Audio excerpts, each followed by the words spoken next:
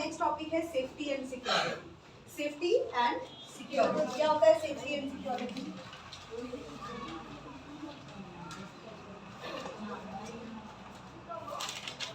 Safety and security क्या होता है? सेफ्टी का मतलब क्या होता है? सेफ मतलब सेफ रहना, मतलब ध्यान रखना, और सिक्योरिटी सिक्योर करता है। जैसे यहाँ पे सिक्योरिटी गार्ड होते हैं सिक्योरिटी गार्ड हर जगह, बैंक के बाहर होते हैं, हॉस्पिटल के बाहर होते हैं, स्कूल के बाहर होते हैं, घरों के बाहर भी होते हैं सिक्योरिटी गार्ड्स। सिक्योरिटी गार्ड्स का काम क्या होता है? सिक्योरिटी देना, सुरक्षा देना।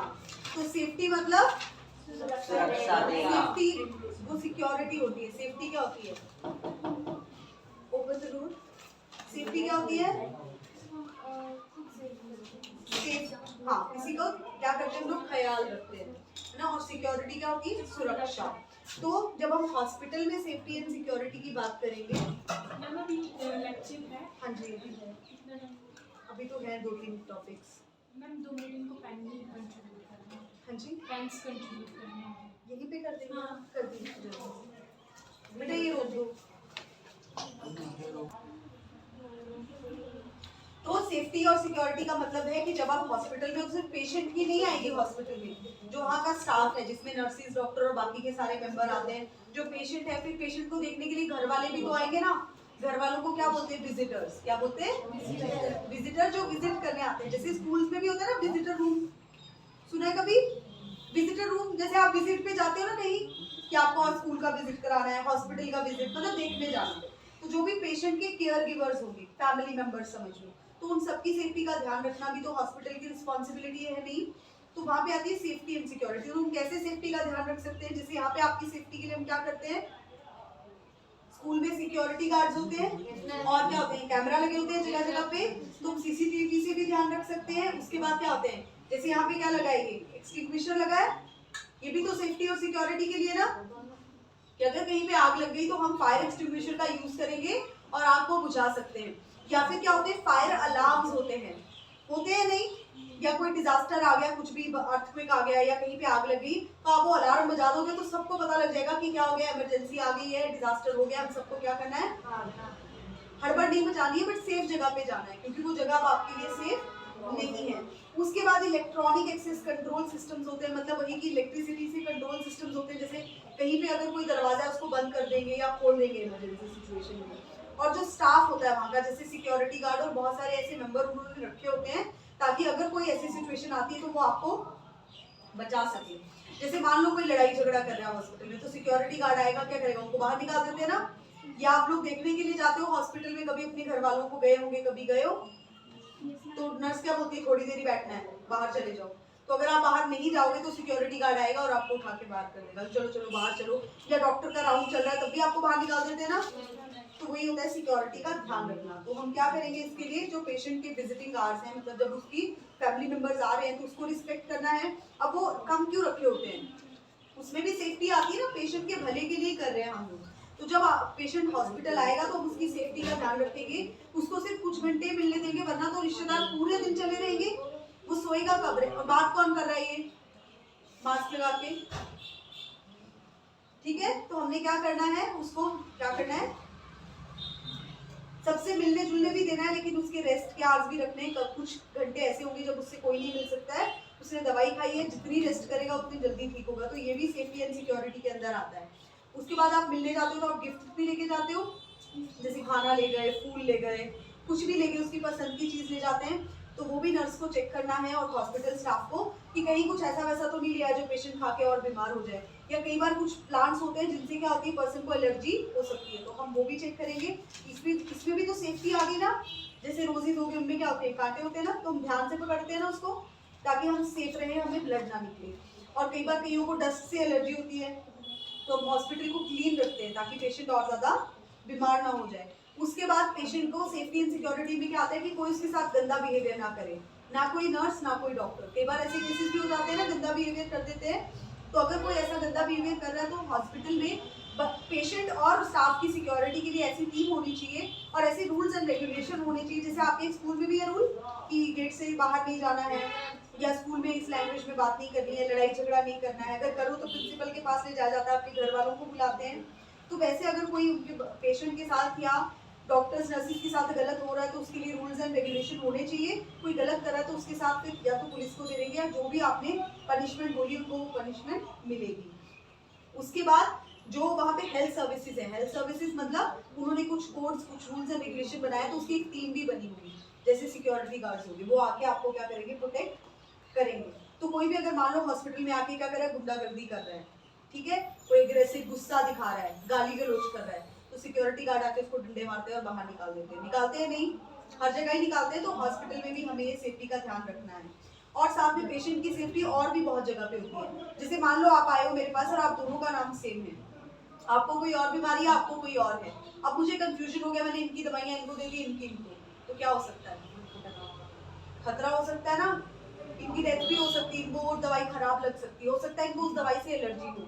तो इसीलिए जब भी हम पेशेंट को कोई भी ट्रीटमेंट देते हैं तो उसके नाम के साथ उसका फादर नेम, उसके घर का नाम, ये सब बार बार पूछेंगे, दवाई देने से पहले, देते टाइम भी, और देखेंगे कि कहाँ से है, वो घर क्या है, उसको पूछेंगे, कहीं गलत पेशेंट को गलत दवाई ना दे दें।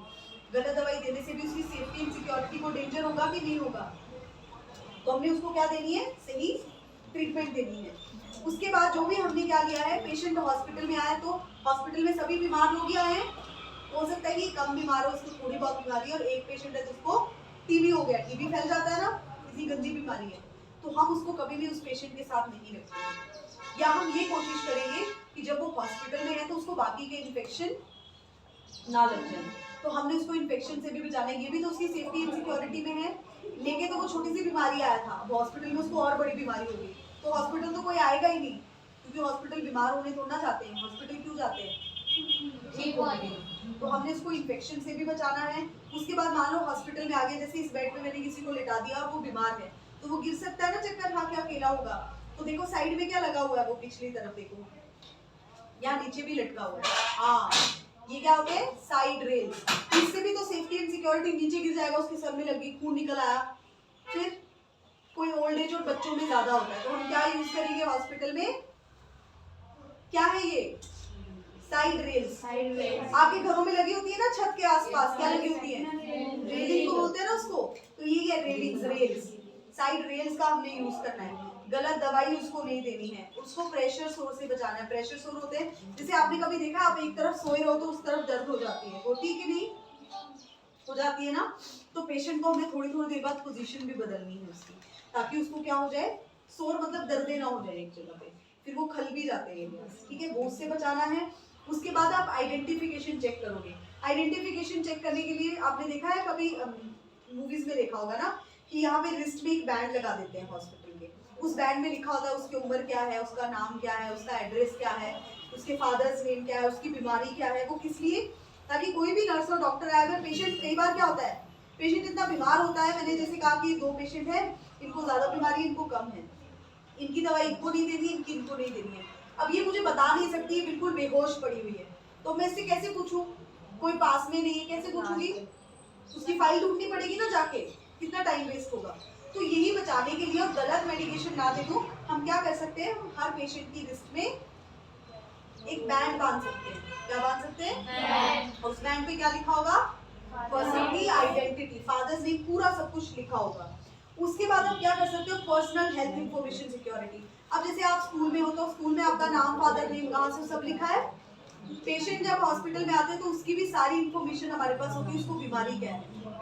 कई बार क्या होता है, आप लोग नहीं चाहते हो कि किसी को पता चले कि आपको कोई बीमारी हो गई है, होते हैं ना, क्योंकि लोग क्या करते हैं, गलत फायदा उठा लेते हैं कई बार। तो अगर कोई पर्सन आपके पास हॉस्पिटल में आया है, उसने अपनी कोई पर्सनल इंफॉर्मेशन हमें बताई है, तो हॉस्पिटल की ये रिस्पॉन्सिबिलिटी होती है कि उसके इंफॉर्मेशन को सिक्योर करके रखना। प्राइवेसी पता है ना सबको क्या होती है, क्या होती है प्राइवेसी,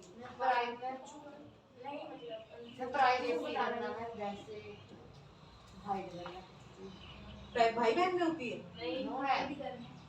जैसे हाइड करना, वेरी गुड।